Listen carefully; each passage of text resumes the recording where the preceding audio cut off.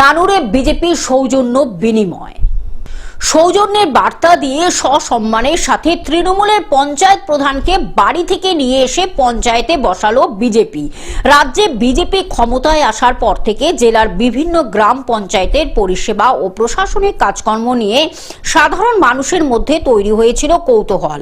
এবার তা দূর করতে নানুরে বিজেপির সৌজন্য বিনিময়। জানা গেছে, রাজ্যে পালা বদলের পর থেকে থুপসারা গ্রাম পঞ্চায়েতের তৃণমূল সমর্থক প্রধান ভরত মাঝি তার পঞ্চায়েত অফিসে আসছিলেন না, ফলে সংশ্লিষ্ট পঞ্চায়েতের একাধিক কাজ নিয়ে এলাকায় অনিশ্চয়তা তৈরি হয়েছিল।